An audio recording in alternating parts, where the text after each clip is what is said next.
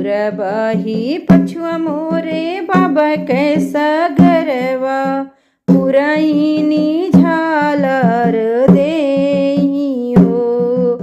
तेही चढ़े दुल्हे आपन धोतिया पछारे पुछही दुलहिन देई बाती हो। तेही चढ़ी दुल्हे आपन धोतिया पछारे पुछही दुलहिन देई बाती हो। ये कर हो तुहू उलरू से दुलरू के कर बहिनी सग भाई हो। ये कर हो तुहू उलरू से दुलरू के करी बहिनी सग भाई हो।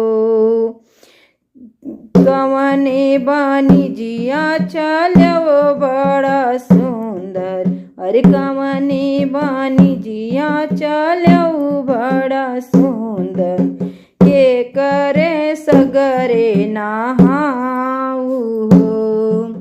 कवने बानी जिया चलो बड़ा सुंदर के करे ही सगरे नहाऊ।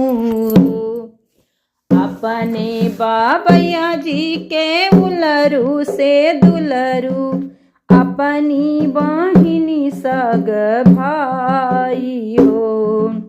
अपने बाबैया जी के उलरू से दुलरू अपने बहिनी सग भाई हो। सिंदूरा बानी जिया चलन बड़ा सुंदर ससुरु के सगरे नहाऊ हो। सेनुरा बानी जिया चलन बड़ा सुंदर ससुरु के सगरे नहाऊ हो। यतनी बाचनी सुनी बेटी दुलहिन देई यतनी बाचनी सुनी देव बेटी दुलहिन दे ढाई महलिया का जाई हो। यतनी बाचनी सुनी बेटी दुलहिन दे ढाई महलिया का जाई हो। जिया कर भाई जी बाऊजी बाबा नागर ढूंढत हैं तेवर सगरे नहाई जी। जेबर बाबा जी नागर ढूंढत हैं तेवर सगरे नहाई जिन। यतनी बाचनी सुनी दुलहिन के भौजी ढाई सागरवा के जाई हो। यतनी बाचनी सुनी दुलहिन के भौजी जाई सागरवा के जाई हो। आओ नाना दोइया पलंग चढ़ी बैठो कुचहू मगहिया के पान हो।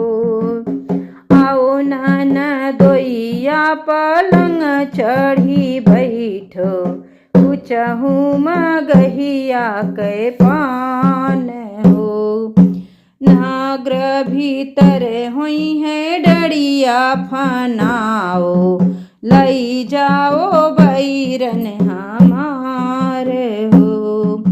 नागर भीतर होई डरिया फनाओ लई जाओ बैरन हमार हो। ई तोरी भौजी हो नवा चोरायन की तेला दिहन ढर काई हो। ई भौजी तोर नवा चोरायन की तेला दिहन ढर काई हो। कवन गुनहिया लाई आयु मोरी भौजी कवन गुना बैरन तुहारे हो। कवन गुनहिया लाई आयु मोरी भौजी, कवन गुना बैरन तुहारे हो।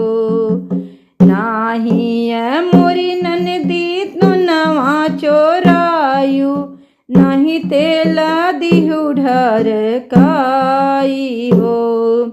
रामा रसोइया बिरह एक बोल्यू, वही गुना बैरन हमारे हो। रामा रसोइया बिरह एक बोल्यू, वही गुना बैरन हमारे हो। बैरन बैरन जिन्हीं करो सरहज, बैरन प्राण आधार हो। बैरन बैरन जिन्हीं करो सरहज, बैरन प्राण आधार हो। नाग्र बहर होई के घोड़वा फानइबै, लई जाबे बैरन तुहारे हो। नाग्र बहर होई के घोड़वा फानइबै, लई जाबे बैरन तुहारे।